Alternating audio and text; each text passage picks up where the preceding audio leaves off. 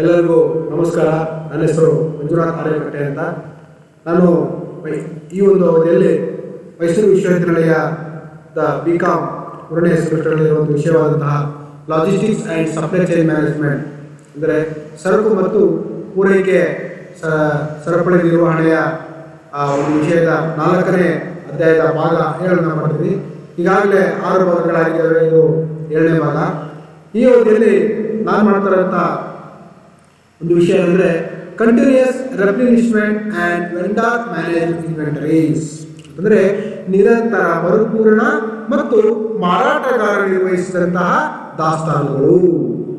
ನಿರಂತರ ಮರುಪೂರಣ ಮತ್ತು ಮಾರಾಟಗಾರ ನಿರ್ವಹಿಸಿದ ದಾಸ್ತಾನುಗಳು, ಇನ್ವೆಂಟರೀಸ್. ಹಾಗಾದರೆ ಈ ಒಂದು ಕಾನ್ಸೆಪ್ಟು ವಿಚಾರ ನಮ್ಗೆ ಹೇಗೆ ಬಂತು ಅಂತ ಹೇಳಿದ್ರೆ, ಬುಲ್ವಿಪ್ ಎಫೆಕ್ಟ್ ಅನ್ನ ನಾವು ಈ ಕೆಳಗಿನ 2 ಆಚರಣೆಗಳ ಮುಖಾಂತರ ಕಡಿಮೆ ಮಾಡಬಹುದು ಅಥವಾ ಮಂದಗೊಳಿಸಬಹುದು.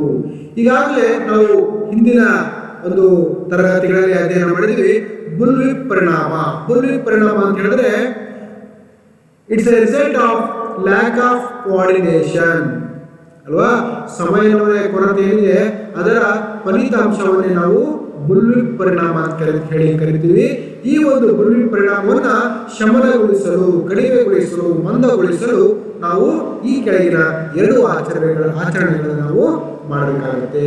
ಯಾವ್ಯಾವುದಪ್ಪ ಅಂತ ಹೇಳಿದ್ರೆ, ಮೊದಲನೇದು ಕಂಟಿನ್ಯೂಯಸ್ ರೆಪ್ಲಿನಿಶ್ಮೆಂಟ್ ಪ್ರೋಗ್ರಾಮ್, ಅಂತಂದ್ರೆ ನಿರಂತರ ಮರುಪೂರಣ ಯೋಜನೆಗಳು ಅಥವಾ ಕಾರ್ಯಕ್ರಮಗಳು. ಎರಡನೇದು ವೆಂಡರ್ ಮ್ಯಾನೇಜ್ ಇನ್ವೆಂಟರಿ, ಅಂತಂದ್ರೆ ಮಾರಾಟಗಾರ ನಿರ್ವಹಿಸಿದ ದಾಸ್ತಾನು.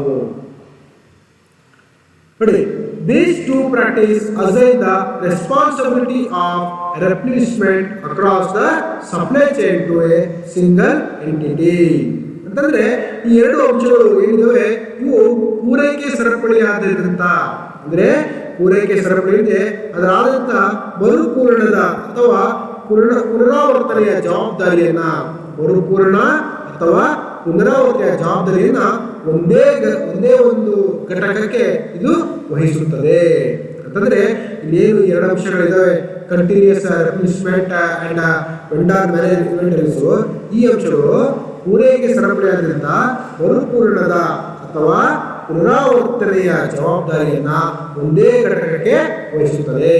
ಹಾಗೆಯೇ a single point of replenishment decision ensures visibility and a common forecast that drives orders across the supply chain.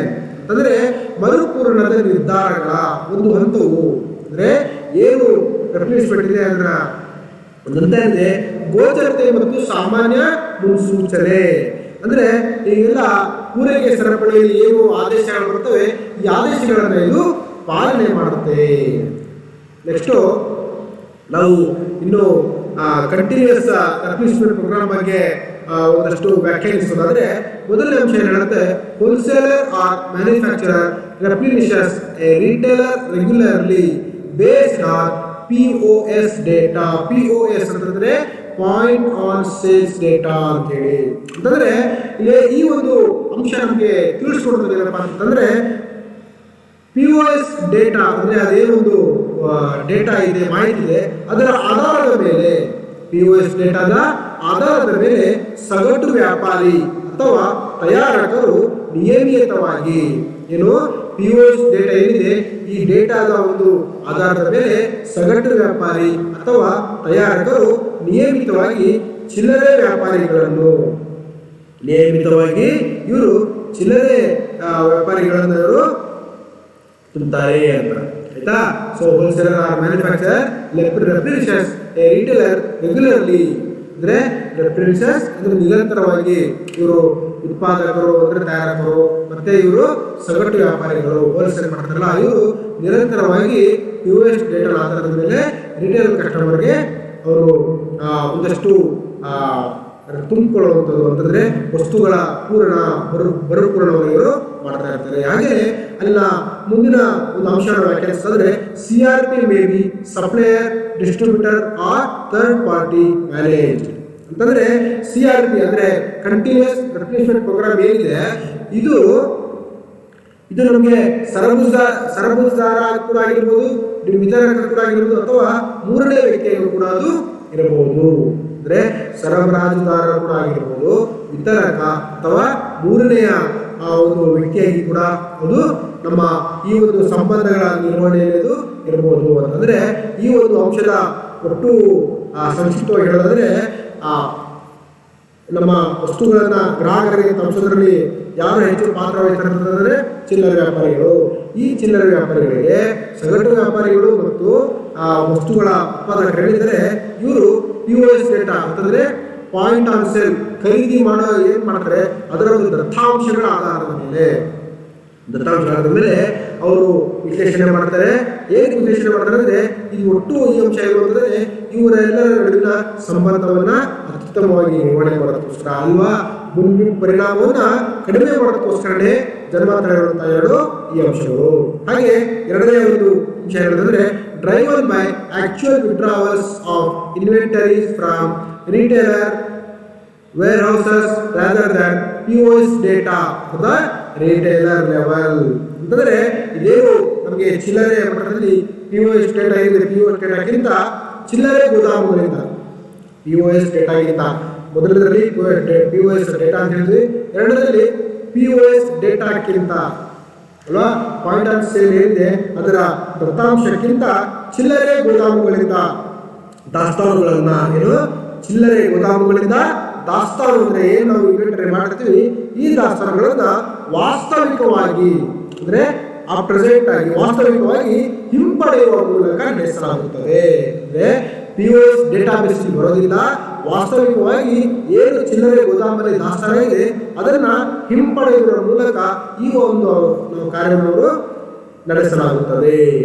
So ಅರ್ಥ ಆಗಿದೆ ಕೇಳಿದ್ರೆ ಭಾವಿಸ್ತೀನಿ. ಸೊ ಮುಂದಿನ ಒಂದು ಅಂಶ ಯಾವುದಂದ್ರೆ ಇದರ ಇನ್ನುಳಿದ ಅರ್ಧ ಭಾಗ ವೆಂಡರ್ ಮ್ಯಾನೇಜ್ ಇನ್ವೆಂಟರಿ ಅಂತಂದ್ರೆ ಮಾರಾಟಗಾರ ನಿರ್ವಹಿಸಿದಂತಹ ದಾಸ್ತಾನು. ಇಲ್ಲಿ ಮೊದಲನೇ ಅಂಶ ಹೇಳ್ತೇವೆ ನೋಡಿ, manufacturer or supplier is responsible for all decisions regarding product inventories at the retailer. ಅಲ್ವಾ? ಸೊ ಅಂದ್ರೆ ಈ ವಸ್ತುವಿನ ಉತ್ಪಾದಕ ಮತ್ತು ಅಥವಾ ಅದರ ಸರಬರಾಜುದಾರ ಅಂದ್ರೆ ಚಿಲ್ಲರೆ ವ್ಯಾಪಾರದಾರಗಳಲ್ಲಿನ ಚಿಲ್ಲರೆ ವ್ಯಾಪಾರಿಗಳಲ್ಲಿನ ದಾಸ್ತಾನುಗಳಿಗೆ ಸಂಬಂಧಿಸಿದ ಎಲ್ಲಾ ನಿರ್ಧಾರಗಳು ತಯಾರಕ ಅಥವಾ ಸರಬರಾಜುದಾರ ಜವಾಬ್ದಾರರಾಗಿರುತ್ತಾನೆ. ನೋಡಿ, ಏನು ನಾವು ಚಿಲ್ಲರೆ ವ್ಯಾಪಾರಿಗಳ ಕುರಿತಾಗಿ ನಿರ್ಧಾರ ತಗೋತೀವಿ, ಈ ನಿರ್ಧಾರಗಳಿಗೆ ಅಂದ್ರೆ ಯಾವ ನಿರ್ಧಾರ ದಾಸ್ತಾನುಗಳಿಗೆ ಸಂಬಂಧಿಸಿದ ನಿರ್ಧಾರಗಳಿಗೆ ಅದನ್ನ ಯಾರು ಜವಾಬ್ದಾರರಾಗಿರ್ತಾರೆ ಅಂತಂದ್ರೆ ಆ ವಸ್ತುವಿನ ತಯಾರಕ ಅಥವಾ ಸರಬರಾಜುದಾರ ಇದಕ್ಕೆ ಏನಾಗಿರ್ತಾನೆ ಜವಾಬ್ದಾರರಾಗಿರ್ತಾನೆ ಅಲ್ವಾ. ಸೊ ಹಾಗೆ ಯಾವಾಗಲೂ ಅಷ್ಟೇ ನಾವು ಈ ಸಂಬಂಧಗಳನ್ನ ಸರಿಪಡಿಸೋದಕ್ಕೋಸ್ಕರ ನಾನಾ ತಂತ್ರಗಳನ್ನ ತಗೋತೀವಿ. ಅದರಲ್ಲಿ ಈ ಒಂದು ತಂತ್ರ ಕೂಡ ನಮಗೆ ಮುಖ್ಯ ಅಂತ ನೋಡಿ. The control of replacement decision moves to the manufacturer instead of retailer. ನೋಡಿ, ಇಲ್ಲೂ ಅದೇ ಹೇಳ್ತಾ ಏನಂದ್ರೆ ದಾಸ್ತಾನುಗಳ ಕುರಿತಾಗಿರುವಂತಹ ನಿರ್ಧಾರ ಯಾರು ಚಿಲ್ಲರೆ ವ್ಯಾಪಾರಿಗಿಂತ ಅದು ಯಾರ ಹತ್ರ ಹೋಗುತ್ತೆ, ಅದು ಆ ವಸ್ತುವನ್ನ ತಯಾರಕ ಹೋಗುತ್ತೆ. In many instances of EMI, the inventory is owned by supplier until it is sold by the retailer. ನೋಡಿ, ಇಲ್ಲಿ ಸ್ಟಾಕ್ ಯಾರಂತಂದ್ರೆ ಆ ವಸ್ತುವಿನ ಮಾರಾಟವಾಗುವವರೆಗೂ ನೋಡಿ. Many instance of EMI, the inventory is owned by the supplier until it is sold by the retailer. ಇದರ ಒಂದು ದಾಸ್ತಾನನ್ನ ಯಾರು ಹೊಂದಿರ್ತಾರೆ ಅಂತಂದ್ರೆ ಅದನ್ನ ಚಿಲ್ಲರೆ ವ್ಯಾಪಾರಿ ಮಾರಾಟ ಮಾಡೋವರೆಗೂ ಹೊಂದಿರ್ತಾರೆ ಅಂತೇಳಿ ಹೇಳ್ತಾರೆ ಅಲ್ವಾ. ಸೊ ಈಗ ಇದರ ನಾವು ಯಾವ ಭಾಗ ಬಂದೆ ಅಂತ ಹೇಳಿದ್ರೆ ನಾನು ಉಪಸಂಹಾರ ಭಾಗ ಬಂದೆ. ಇಲ್ಲಿ ಒಂದು ಚೊಕ್ಕದಾಗಿ ಉಪಸಂಹಾರವನ್ನು ಹಾಕಿದ್ದೀನಿ. ಏನಂದ್ರೆ it is EDI based iOS that aims to match product flow with consumer demand, yielding improvements in inventory management and logistics. ಅಂದ್ರೆ ಇದರ ನಾವು ಕನ್ನಡದಲ್ಲಿ ಒಂದು ಸಂಕ್ಷಿಪ್ತವಾಗಿ ಹೇಳೋದಾದ್ರೆ ಗ್ರಾಹಕರ ಬೇಡಿಕೆಗೆ ತಕ್ಕಂತೆ ಉತ್ಪಾದನೆಯ ಹರಿವನ್ನ ನಾವು ಹೊಂದಾಣಿಕೆ ಮಾಡ್ಕೊಂಡು ಹೋಗುವಂಥದ್ದು ಅಲ್ವಾ. ಸೊ ಸೊ ಏನು ಗ್ರಾಹಕರ ಬೇಡಿಕೆ ಬರುತ್ತೆ ಅದಕ್ಕೆ ತಕ್ಕಂತೆ ಉತ್ಪಾದನೆಯ ಏನು ಒಂದು ಹರಿವಿದೆ ಅದನ್ನ ಮ್ಯಾನೇಜ್ ಮಾಡಿಕೊಂಡು ಒಟ್ಟು ಏನು ಉತ್ಪನ್ನದ ದಾಸ್ತಾನು ಏನಿದೆ ಆ ದಾಸ್ತಾನನ್ನ ಅಚ್ಚುಕಟ್ಟಾಗಿ ನಿರ್ವಹಣೆ ಮಾಡುವಂಥದ್ದಾಗಿರುತ್ತೆ ಅಲ್ವಾ. ಹಾಗೆ ನಮ್ಮ ಈಗ ಇನ್ನೊಂದು ಅಂಶ ಏನಂದ್ರೆ ವೆಂಡರ್ ಮ್ಯಾನೇಜ್ ಇನ್ವೆಂಟರೀಸ್ ಅಲ್ವಾ. ವೆಂಡರ್ ಮ್ಯಾನೇಜ್ ಇನ್ವೆಂಟರೀಸ್ ಅಂತಂದ್ರೆ ಮಾರಾಟಗಾರ ನಿರ್ವಹಿಸಿದ ದಾಸ್ತಾನುಗಳು ಅಂದ್ರೆ helps by convincing customer demand data to the manufacturer which can then plan production accordingly, helps improve manufacturer forecast. ಹೇಳಿದ್ರೆ ಉತ್ಪಾದಕರಿಗೆ ಗ್ರಾಹಕನ ಬೇಡಿಕೆಯ ಡೇಟಾ ಅಂತಂದ್ರೆ ಗ್ರಾಹಕನ ಬೇಡಿಕೆಯ ದತ್ತಾಂಶದ ಅನುಗುಣವಾಗಿ ಉತ್ಪಾದಕರಿಗೆ ಏನ್ ಮಾಡುತ್ತದೆ ಸಹಕಾರ ಮಾಡುತ್ತದೆ. ಯಾವ್ದು ಮಾಡುತ್ತೆ? Vendor manage inventories. ಮತ್ತೊಮ್ಮೆ ನಾನು ಹೇಳೋದ ಪ್ರಯತ್ನ ಮಾಡ್ತೀನಿ. ಏನಂತಂದ್ರೆ ಏನು ಆ ಗ್ರಾಹಕ ಆತ ಏನು ಬೇಡಿಕೆ ಸಲ್ಲಿಸ್ತಾರೆ ಆ ಬೇಡಿಕೆಯ ದತ್ತಾಂಶ ಏನಿದೆ ಅದನ್ನ ಇವರು ಯಾರು ವಸ್ತುವಿನ ಉತ್ಪಾದಕರು ತಯಾರಕರು ಏನಿದ್ರೆ ಅವರಿಗೆ ಕೊಡೋದ್ರ ಮುಖಾಂತರ ಅವರು ಯಾವ್ಯಾವ ರೀತಿಯಲ್ಲಿ ಯೋಜನೆ ಮಾಡುವುದು, ಉತ್ಪಾದನೆ ಮಾಡುವುದು, ಮತ್ತೆ ಗ್ರಾಹಕರ ಬೇಡಿಕೆಯನ್ನ ಫುಲ್ಫಿಲ್ ಮಾಡಬಹುದು, ಮತ್ತೆ ಒಂದಷ್ಟು ಮುನ್ಸೂಚಕ ಅಂದ್ರೆ ಬಿಸಿನೆಸ್ ನವರು ಯಾವ ರೀತಿಯಲ್ಲಿ ಫೋರ್ಕಾಸ್ಟ್ ಮಾಡಬಹುದು ಎಲ್ಲವನ್ನು ಅವರು ನಿರ್ಧಾರ ಮಾಡೋದಕ್ಕೆ ಸಹಾಯ ಆಗಿದೆ. ಸೊ ಈ ಒಂದು ವಿಚಾರ ತಮಗೆಲ್ಲ ಗೊತ್ತಾಗಿದೆ ಅಂತ ಭಾವಿಸ್ತೀನಿ. ಮುಂದಿನ ಅಧ್ಯಾಯವನ್ನ ನಾನು ಮುಂದಿನ ಒಂದು ತರಗತಿ ಎಲ್ಲರಿಗೂ ಧನ್ಯವಾದ.